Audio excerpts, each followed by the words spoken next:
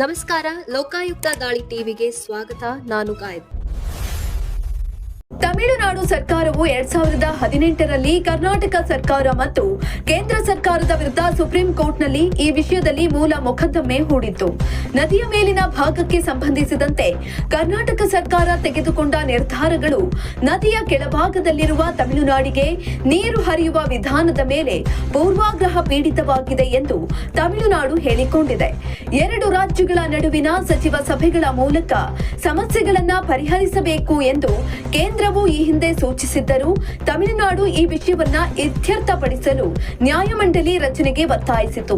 November 2022ರಲ್ಲಿ ಮಾತುಕತೆಗಳ ಮೂಲಕ ವಿವಾದವನ್ನ ಪರಿಹರಿಸುವಲ್ಲಿ ವಿಳಂಬಕ್ಕಾಗಿ ನ್ಯಾಯಾಲಯವು ಕೇಂದ್ರವನ್ನ ತರಾಟೆಗೆ ತೆಗೆದುಕೊಂಡಿತು. ಇದಕ್ಕೂ ಮೊದಲು ಜನವರಿ 2019ರಲ್ಲಿ ನ್ಯಾಯಾಲಯವು ತಮಿಳುನಾಡು ರಾಜ್ಯವು ಈ ಸಮಸ್ಯೆಯನ್ನ ಬಗೆಹರಿಸಲು ನ್ಯಾಯಮಂಡಳಿಯ ರಚನೆಯನ್ನ ಕೋರಲು ಅವಕಾಶವನ್ನ ನೀಡಿತ್ತು. ಮೇ ತಿಂಗಳಲ್ಲಿ ಸುಪ್ರೀಂ ಕೋರ್ಟ್ ಈ ಉದ್ದೇಶಕ್ಕೆ ಮತ್ತೊಂದು ಸಮಯ ವಿಸ್ತರಣೆಯನ್ನ ನೀಡಿತು. ಇನ್ನು 2023ರಲ್ಲಿ ಕೇಂದ್ರ ಜಲಶಕ್ತಿ ಸಚಿವಾಲಯವು ಸುಪ್ರೀಂ ಕೋರ್ಟ್ಗೆ ಪೆನ್ನೈಯಾರ್ ಜಲ ವಿವಾದ ನ್ಯಾಯಮಂಡಳಿಯನ್ನ ರಚಿಸುವ ಪ್ರಸ್ತಾವನೆಯ ಕುರಿತು ಕೇಂದ್ರ ಸಚಿವ ಸಂಪುಟ ಇನ್ನೂ ಅಂತಿಮ ನಿರ್ಧಾರವನ್ನ ತೆಗೆದುಕೊಂಡಿಲ್ಲ ಎಂದು ತಿಳಿಸಿತ್ತು. ಆದಾಗ್ಯೂ ಪ್ರಸ್ತಾವನೆಯನ್ನ ಸಂಪುಟ ಕಾರ್ಯದರ್ಶಿಯ ಮೂಲಕ ಅನುಮೋದನೆಗೆ ಕಳುಹಿಸಲಾಯಿತು. ಇನ್ನು ನ್ಯಾಯಾಲಯವು ಡಿಸೆಂಬರ್ 2025ರಲ್ಲಿ ಪ್ರಕರಣದಲ್ಲಿ ತನ್ನ ತೀರ್ಪನ್ನ ಕಾಯ್ದಿರಿಸಿತ್ತು. ತಮಿಳುನಾಡು ಮತ್ತು ಕರ್ನಾಟಕವು ಕಾವೇರಿ ನದಿಯ ವಿಚಾರದಲ್ಲಿಯೂ ಇದೇ ರೀತಿಯ ವಿವಾದಗಳನ್ನ ಹೊಂದಿವೆ.